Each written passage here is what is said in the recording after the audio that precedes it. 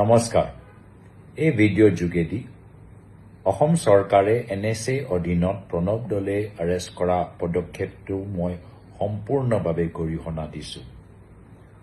কাজিৰঙাৰ ভিতৰত এটা হোটেল প্ৰজেক্ট বা ৰিজৰ্ট প্ৰজেক্ট ৰাষ্ট্ৰীয় সুৰক্ষা বিষয় হ'ব নোৱাৰে। এই NSA এক্ট যোগেদি লোকতান্ত্ৰিক অধিকাৰ যি এজন নাগৰিক ওচৰত থাকে সম্পূৰ্ণভাৱে ৰুধিবলৈ এইখন চৰকাৰে চেষ্টা কৰিছে। প্ৰণৱ দলে ডাঙৰীয়া বা তেখেতৰ সতীৰ্থসকলৰ কথাৰ লগত আমাৰ মত একে হ'ব পাৰে বা পৃথক হ'ব পাৰে, কিন্তু সংবিধানে তেওঁলোকক প্ৰশ্ন উত্থাপন কৰিবলৈ অধিকাৰ দিছে। আৰু যেতিয়া গুৱাহাটী হাইকোৰ্টৰ পৰা তেখেতক বেইল দিয়া গ'ল, তাৰ পিছতো এই ধৰণৰ পদক্ষেপ ৰাজ্য চৰকাৰ NSA লগাই প্ৰমাণ কৰিছে যে তেওঁলোকে বিচাৰে যে সমাজ নিমাত হৈ থাকক। সমাজৰ কাম নহয় যে চৰকাৰৰ প্ৰত্যেক কামৰ লগত সুৰ মিলাই সমৰ্থন জনাব লাগে। নাগৰিকসকলে য'ত কামখিনি ভাল পাই স্বাগতম জনাব, শলাগ ল'ব, আৰু য'ত তেওঁলোকৰ প্ৰশ্ন থাকে সমালোচনা কৰিব।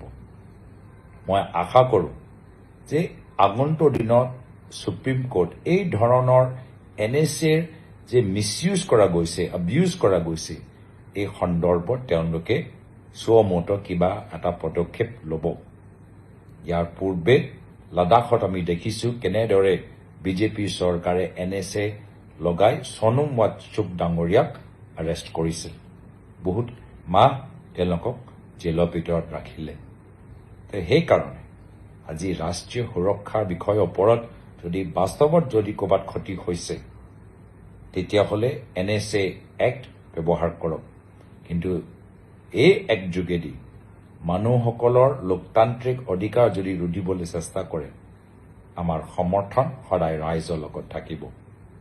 মই আশা কৰোঁ যে চৰকাৰ যদি তেওঁলোকৰ নিজৰ স্পষ্ট তেওঁলোকৰ কথা যে ৰিজৰ্ট বা তেওঁলোকে কাজিৰঙাৰ ভিতৰত থকা মানুহৰ লগত ন্যায় কৰিছে, তেতিয়া আলোচনাৰ যোগেদি জনসাধাৰণক বুজাবলৈ চেষ্টা কৰক।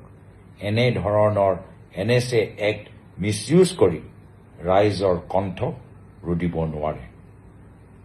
আমি এই ক্ষেত্ৰত আমাৰ ফালৰ পৰা যি সহায় বিচাৰে আমি সম্পূৰ্ণভাৱে সহায় কৰিম। ধন্যবাদ।